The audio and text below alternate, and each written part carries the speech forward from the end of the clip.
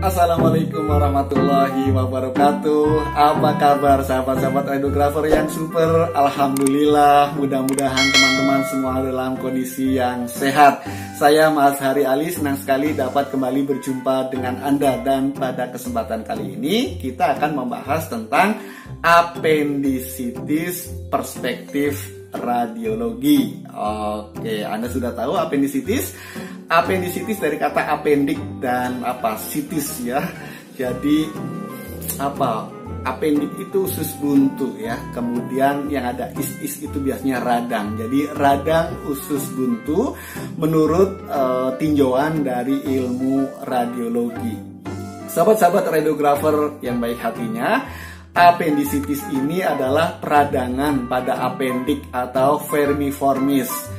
Diagnosa dini penting dilakukan untuk meminimalkan angka kesakitan. Metode pencitraan yang bertujuan untuk mengevaluasi dari apendis akut ini adalah USG dan CT scan. Agar kita memiliki pemahaman yang jelas seperti apa posisi dari apendisitis, bisa kita lihat anatominya. Jadi apendisitis itu bagian dari kolon ya kalau kita lihat dari anatominya. Nah, kemudian kita lihat contoh dari normal apendik ya, sangat jernih gitu ya. Kemudian ini yang mengalami inflamasi apendik atau peradangan. Lantas apa definisi dari apendisitis itu? Apendisitis itu infeksi yang terjadi di umbai cacing atau usus buntu itu. Nah, didefinisikan bahwa apendisitis adalah peradangan mukosa apendik yang kemudian meluas sehingga menimbulkan gejala nyeri abdomen akut pada kuadran kanan bawah. Dapat disertai dengan demam, mual, dan muntah. Jadi peradangan pada apendiks berakibat pada pernanahan dan kemudian pecah ya. Ada perforasi dan itu menimbulkan peritonitis juga. Sahabat-sahabat radiografer, itulah kenapa kemudian perlu segera didiagnosa agar tingkat kesakitannya bisa segera diantisipasi sehingga rasa nyeri di abdomen kanan tadi bisa segera ditangani. Nah, menurut klasifikasinya apendisitis ini menjadi dua, ada yang sifatnya akut dan ada pula yang kronis. Itulah klasifikasi dari apendisitis. Dan penyakit ini kadang datangnya juga tiba-tiba langsung menyerang di daerah perut ya. Lantas apa sih etiologinya? Atau kita pengen tahu dulu apa itu etiologi? Etiologi adalah cabang dari biologi yang mempelajari tentang suatu penyakit atau gangguan kesehatan pada seseorang. Etiologi dari apendisitis ini ada disebabkan oleh infeksi, yaitu bakteri Escherichia coli dan Streptococcus. Bisa juga adalah parasit E. histolytica dan cacing Ascaris.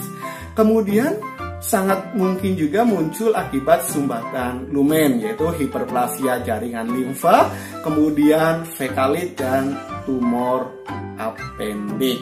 Kemudian juga yang berpengaruh untuk munculnya apendisitis adalah gaya hidup. Nah, pengertian gaya hidup ini adalah pola makan yang kurang sehat, juga lingkungan. Inilah beberapa etiologi yang mungkin terjadi pada penyakit apendisitis. Bagaimana tanda dan gejalanya? Yang sering terjadi kepada pasien-pasien adalah mengalami nyeri epigastrium, kemudian menjalar ke perut kanan bagian bawah, dan nyerinya mengalami peningkatan atau progresif. Dan berikutnya adalah anoreksia, kemudian ada rasa mual dan ingin muntah, dan berdampak kepada demam serta badan menjadi gelisah.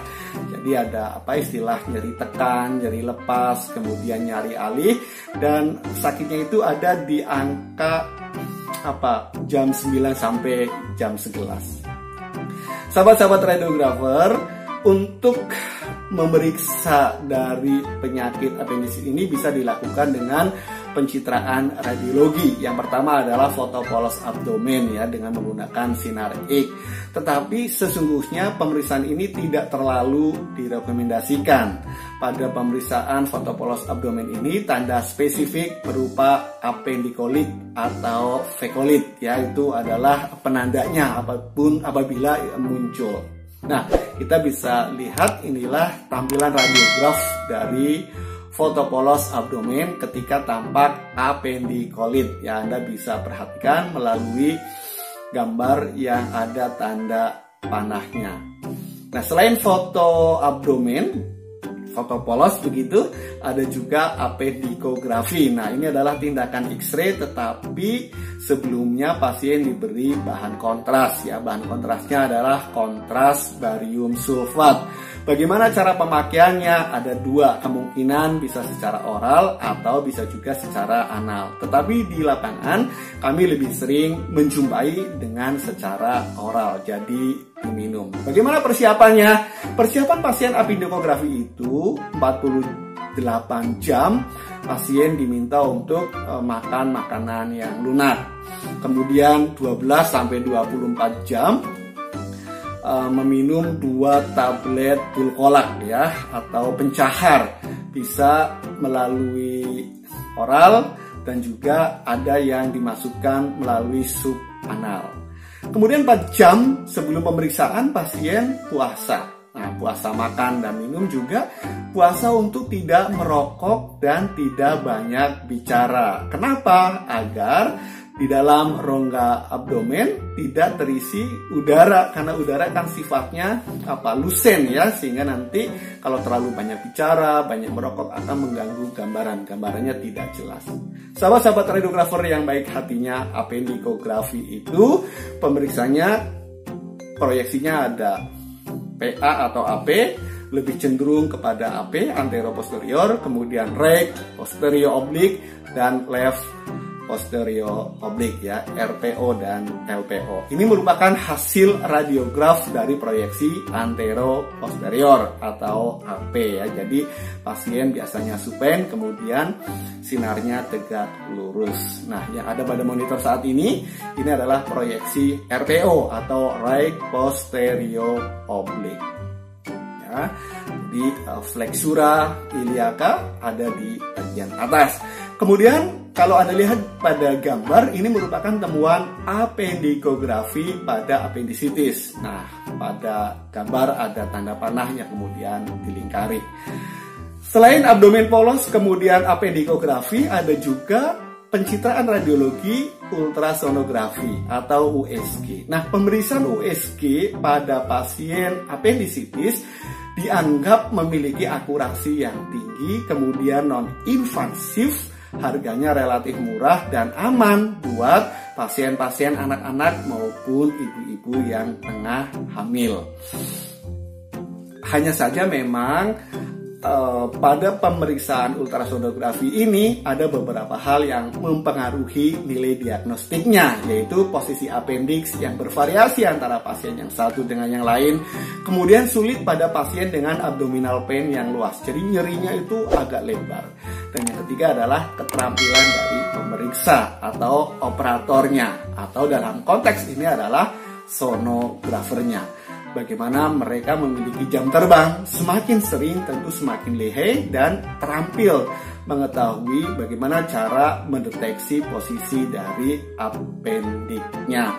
Nah, ini adalah contoh bagaimana terjadi penebalan pada dinding apendik dengan menggunakan pencitraan ultrasonografi. Kemudian apendisitis dengan apendikolit bisa Anda saksikan di layar monitor.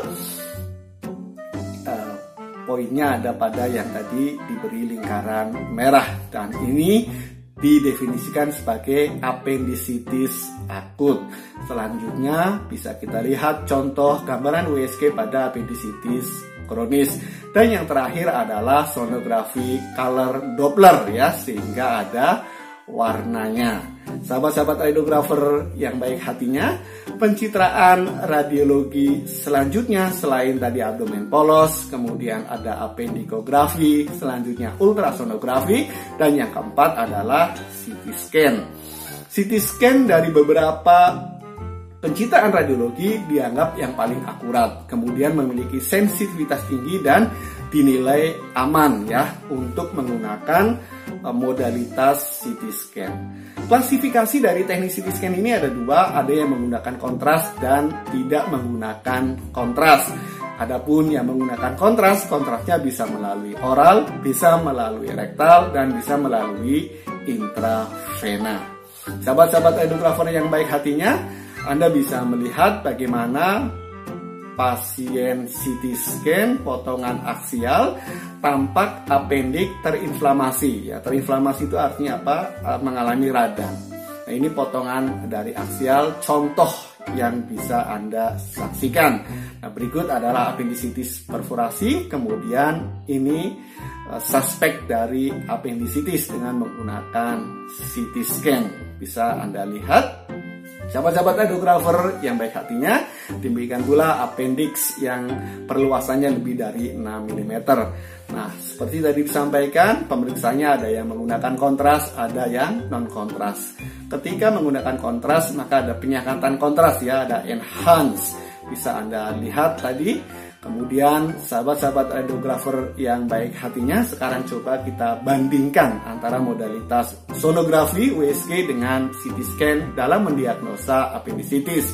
Ditinjau dari sensitivitasnya, sonografi 85%, sedangkan CT scan 90 hingga 100%. Kemudian spesifitasnya adalah kalau sonografi 92%, untuk CT scan bisa mencapai 95 hingga 100%. Penggunaannya antara sonografi dan CT scan sama, yaitu evaluasi pasien dengan kecurigaan diagnosa apendisitis. Apa keuntungannya? Keuntungan bagi penggunaan sonografi adalah aman, relatif lebih murah, dapat menyingkirkan penyakit pelvis pada wanita, kemudian lebih baik penggunaan pada anak-anak.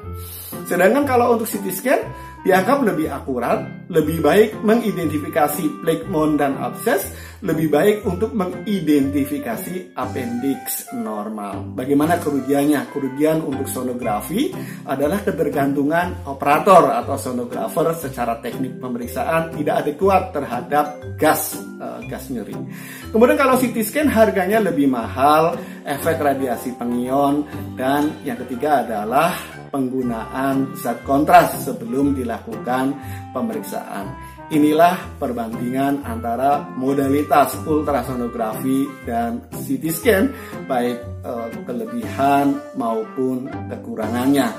Teman-teman sejawat radiografer tentu sudah sangat familiar bagaimana ketika menggunakan USG dan bagaimana pula ketika menggunakan CT scan. Nah, kesimpulan dari pembahasan kita pada kesempatan kali ini adalah bahwa pemeriksaan radiologi mempunyai peranan besar dalam menegakkan diagnosa apendisitis.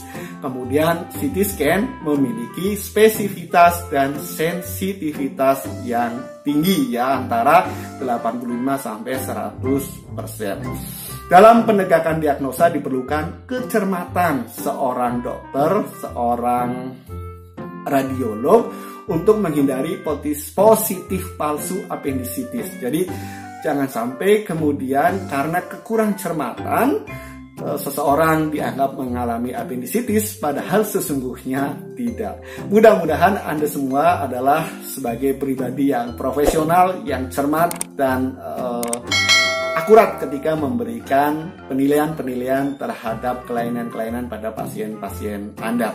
Terima kasih atas perhatiannya. Mudah-mudahan yang singkat ini bermanfaat. Kita akan kembali lagi pada materi yang lain. Assalamualaikum warahmatullahi wabarakatuh.